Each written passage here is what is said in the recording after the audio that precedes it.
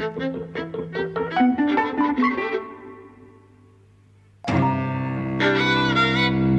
and welcome to Eavesdropping at the Movies. I'm Mike. And I'm José. We saw The Party. Yes, I didn't like it. It was the last screening of it. It's by Sally Potter, whose name I know and whose significance I'm aware of, but I've never seen a film by her. Yes, I think. Well, I don't know if I've seen them all, but I've seen quite a lot. I saw Gold Diggers, The Tango Lesson. Orlando is the only one that I really like of hers. Though, I think it is inarguable that she's one of the most important figures in British cinema of the last 30, 40 years, particularly because of her interventions, I suppose, into feminist and queer cinema, really. Some of whose traces we find in The Party. So, like the film itself both recalls those other aspects of her work and I suppose tries to put it into a kind of a contemporary frame and kind of looks back on some of the earlier debates. So what's The Party about? The Party is about so the film is a farce. It starts off as a celebration of a woman who's just been named Shadow Minister for Health. Her friends assemble for the celebration, and I suppose, like in all farces / drawing room comedies, a whole bunch of things happen. Revelations are made, relationships are reframed, and in this particular film, a whole bunch of ideas are aired and ironized and poked fun at, I suppose. I would have said it's about an act too short. Well, that too. First thing I said when it ended was, that was brief. Yes. Which it was. It's 71 minutes, and it's not to say that it's... it just ends abruptly. I thought that there was more to come. I thought that everything that would happen in the film was going to pay off. Yes. And well, there was a payoff. There was a payoff of a sort, but it stopped when I thought the story would continue. Well, I was going to say it's a clever payoff, though actually it's a very traditional and cliched payoff, really. How so? Well, because the person... Okay, there's this subplot in which there's a revelation that the minister is actually having this hot affair. And then when her husband reveals that he's been having a hot affair with this woman who actually loves him, blah, blah, blah. And actually this woman's husband is at this party out with a gun to kill the minister's husband. And then at the end, it's become clear that the minister is also having an affair with the same woman. It's Marianne who's at the door. Yeah. But the last line of the film makes that clear. It's not become clear before that, really. Yes. But you thought that was clever? Well, I was going to say, I started off by saying it was clever, and then I realized, well, it's a cliche of the genre, really, Like, I mean, the only thing that makes it slightly different is that, it's a woman. So the film has this very open idea about sexuality and so on, yeah? Mm. But I would say that it would be a kind of revelation if it felt like it mattered. Like it's like there's been so little work put into it that it's not that it doesn't make sense, but it doesn't matter. You just go, oh, okay. And then... I think the thing that I dislike about Sally Potter's films, which I suppose is something that other people might like very much about her films, but I think it's slightly amateurish, really. I think there's an amateurish quality to the whole thing. That's interesting. So, kind of this has brilliant actors. Wonderful cast. Yeah, wonderful cast. We keep saying that recently. I know. All these films are great casts. Well, they do. Well, they do. I mean, it is true. And actually, it has some good jokes, I suppose. Yeah, people in the cinema did laugh. People laughed. I laughed. You laughed, yeah. Quite a lot. I enjoyed it. I know you did, yeah. I think it's a trifle, and I think it has so many awkwardnesses. Yes. So it's got all these jokes that people laugh, and at the same time, it feels kind of, unpolished, like unthought through, thin. Yeah, kind of. Well, there are parts of it that are sort of the like the scaffolding is kind of on display in the writing. Like you get these moments where obviously so Kristen Scott Thomas's character Janet has become Shadow Minister for Health, and that's a huge deal, and that's why this party is happening. And obviously that's hugely important to her, and the characters talk about what they've given up to do this and how hard she's worked and so on, and what an idealist she is about that. But they do occasionally kind of go into these sort of tangents about, and of course it's very important that we have the NHS, and it's like, well, that's really their what people don't talk like that. Yeah, It's not very natural, and it seems like it's there for the audience. Well, it's almost like it's almost like the director's personal dilemmas, which to a certain extent are the dilemmas of a generation, are kind of being voiced, which I suppose is a good thing. Yeah. Except that they're somehow not made relevant. Like I no, don't it's care. like they're name dropped. Yeah, so it's like there's a reference to an idea that isn't fully fleshed out. And also, I mean, there are certain things that just kind of cinematically I didn't understand. So why is this film in black and white? I don't get it. Like kind of it's not particularly, it doesn't feel like it's the choice for a particular type of expression. I just don't get, what black and white brings to it. I also think that, if it is meant to be a farce or a drawing room comedy, I think there were things that just could have been a lot better, and actually there are pleasures of the genre that could have been brought out. And it seems silly to say so, but I suppose it's not really a flat out farce, is it? I mean, it is trying to be dramatic as well. It's not these characters aren't set up, and then these revelations aren't brought out purely for the sake of comedy. You're supposed to connect with the characters on a dramatic level. But good farce is played on a certain kind of level. Yeah, it's like, I think it's at the level that Cillian Murphy's playing it. Yeah, it's a bit broad and so on. So anyway, if it is meant to be a farce, I think certain things should have been paid more attention to. Yeah, I think it certainly is up to a point. Yeah, it is. Yeah. So, and actually, but I think you're right in the sense that in a way it doesn't maintain its tone. So sometimes it's played like really high, and sometimes it's brought down to kind of like a realist kind of way of playing, and it's disjunctive and it doesn't quite cohere. I didn't feel that. I mean, I feel exactly the same about that. It's trying to shift its tone, but I thought it was quite successful at it. Okay, I was engrossed by it. So when it was attempting to be funny, for the most part, I found it funny. I think some of the jokes are a little bit forced, particularly April, the Patricia Clarkson character. Yeah, she's quite cynical, and she juts in with a few barbs every now and again, and sometimes they're a little bit forced. Yes. But a lot of the time, her husband, the aromatherapist.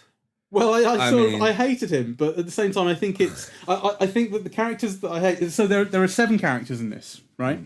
There's Emily Mortimer as Jenny. There's Cillian Murphy as Tom. Kristen Scott Thomas as Janet. Cherry Jones as Martha. Timothy Spall is Bill. Patricia Clarkson's April, and Bruno Ganz is Gottfried. My God, you have such a fantastic memory. I'm reading it. Okay.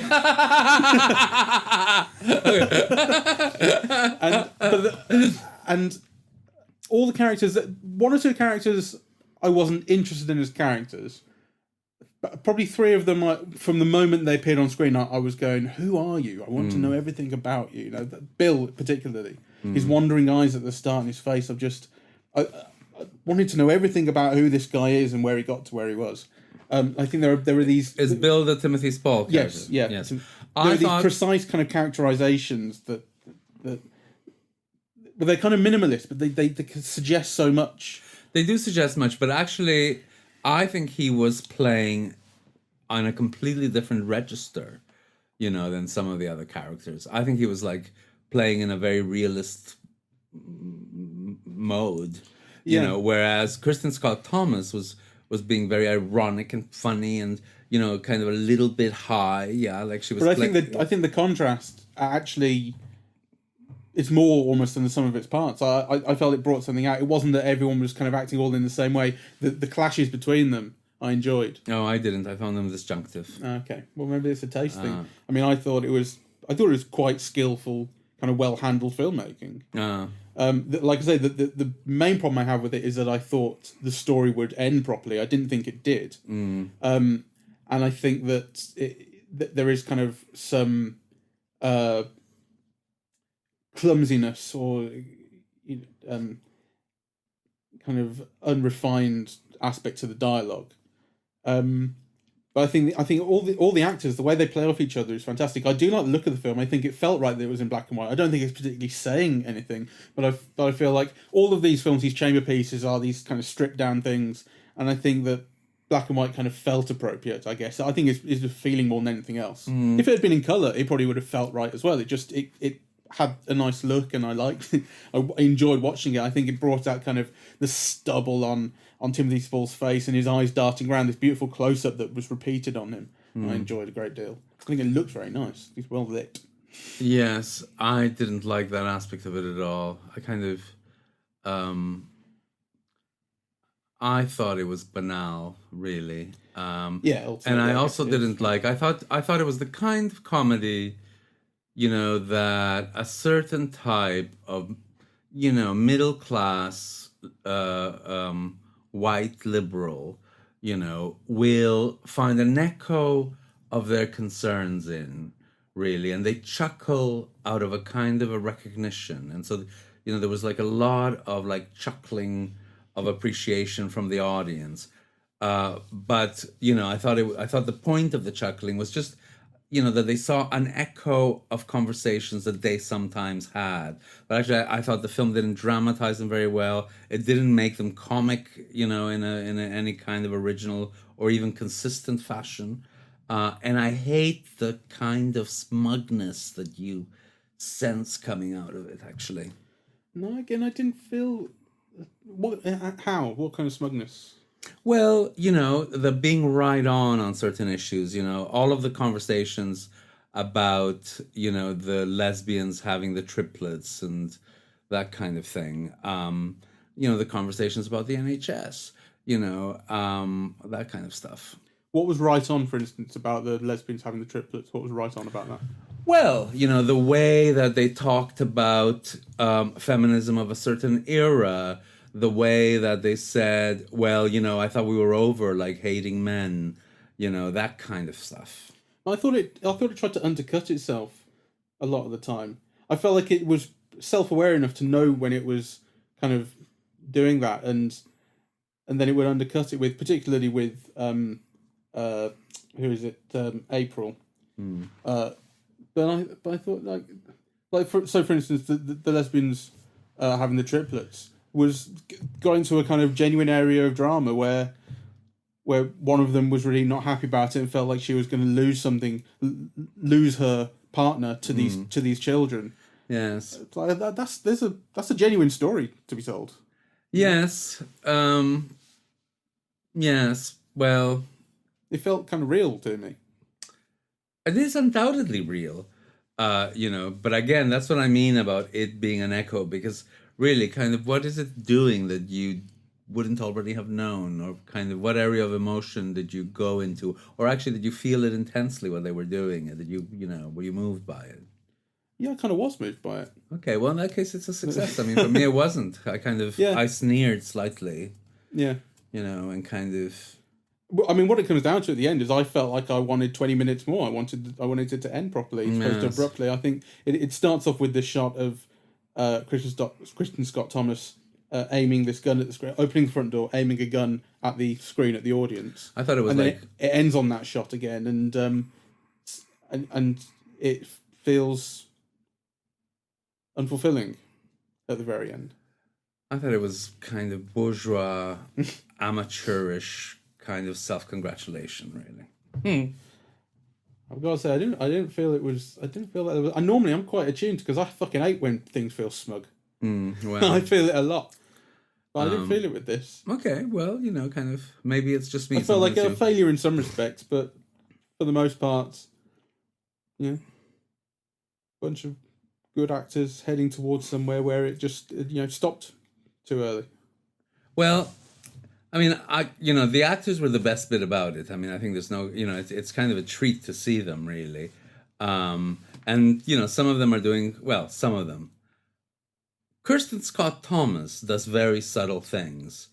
And then I think Timothy Spall, working in a completely different register. I mean, he could have been playing this character in a Ken Loach film and it wouldn't have been out of place, right? Which I think is a problem to me. But anyway, within that register, you can feel like a kind of a depth of pain and so, like he is communicating things, right? So it's kind of a pleasure to see him on its own, though to me, it really kind of doesn't work in relation to the ensemble.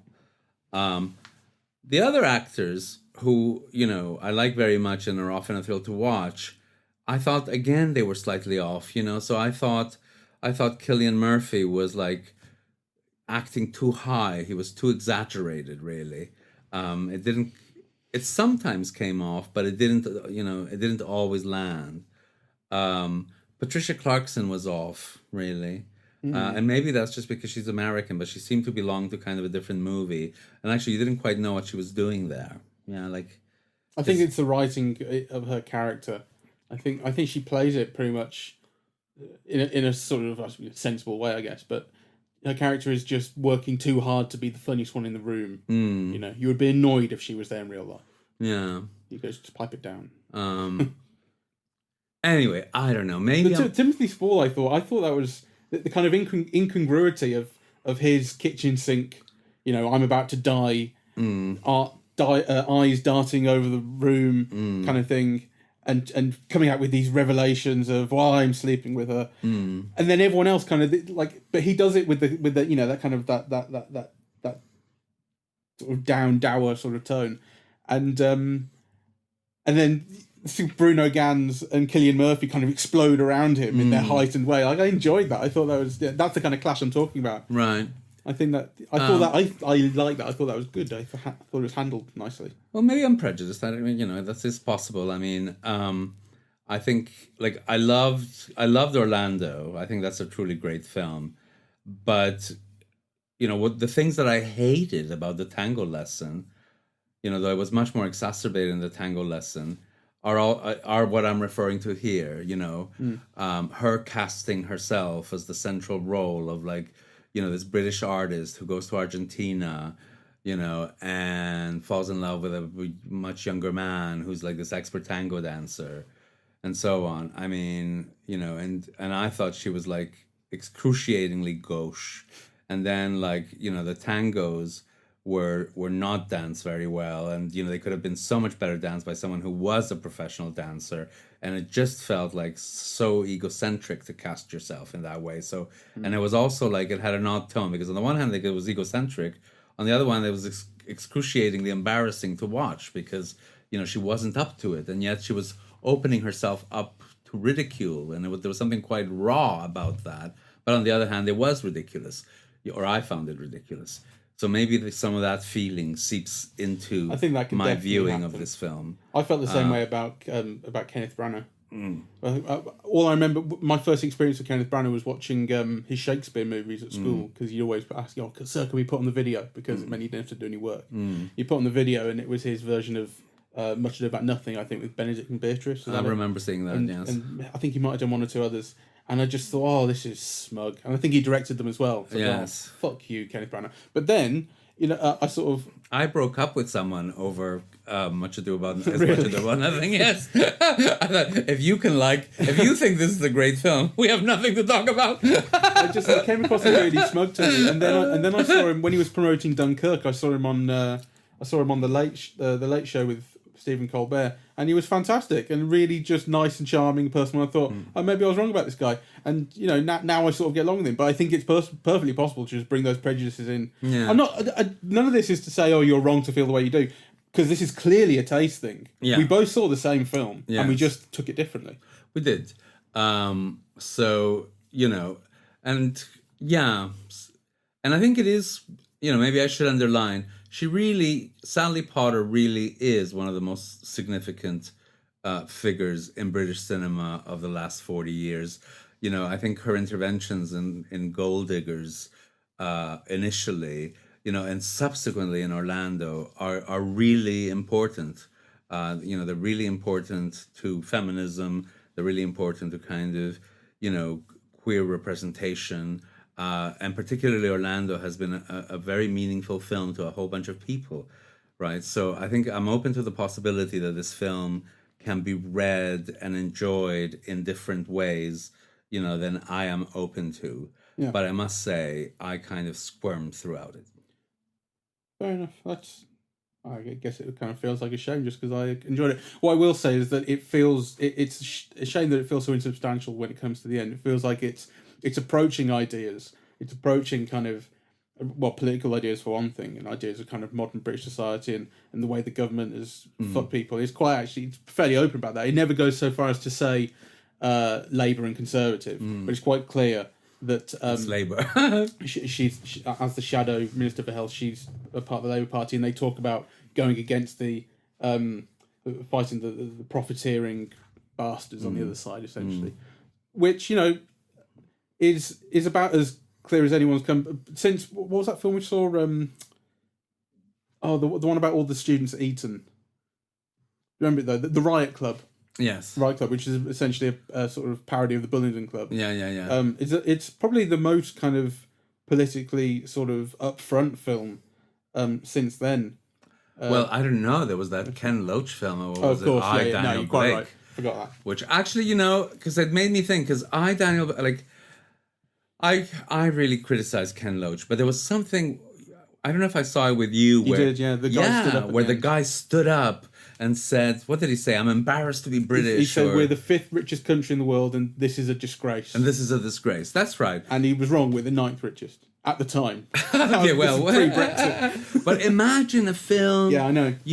Drawing that reaction. From what was clearly also a working class person, actually. So I was thinking, here I am kind of criticizing him, and yet he makes films that kind of make people feel that way, right? Yeah. To just stand up in the cinema. That was a brilliant moment. It wasn't so clear actually. that the guy who stood up was working class. Oh yes, I thought so. I thought he was a pensioner, and without much means. I thought. I didn't get that. I thought he was wearing a shirt. Yes, that's what we've come to. He might well have been it's like Dickens. You have a shirt. He was wearing the shirt. He wasn't there. He wasn't scruffy. Scruffy, was he? Be that as it may, it was anyway. it was one of those incredible moments in a movie theater. That you witnessed that kind of a reaction. So anyway, there you go. Yeah. There was only a few of us in that screening as well. There was only about 4 of us. I know. He just, it felt particularly dramatic. Actually, he was moved to. Yeah, no. But all this to say that in the party, anything aiming in that direction, despite the fact that it's quite upfront in some respects, is ultimately insubstantial. It doesn't add up to anything. Everything is insubstantial. I mean, if you read The Guardian, nothing the film says will come as any surprise or revelation to you. And that's why I think it's part of the film's smugness, right? Because kind of in drama, you kind of want, to hint at something else other than just the conveyance of received opinion, which I think is what this film does. I didn't even think it was just trying to say anything. It was just a nice story about 7 people that stopped too soon. I thought, and normally you're the one who is like, let's not praise this too much, but yeah, well, but everything in moderation. Don't have a go at it too much. Okay. On that note, let's leave it here. Too short though, isn't it? It is too short. Yeah.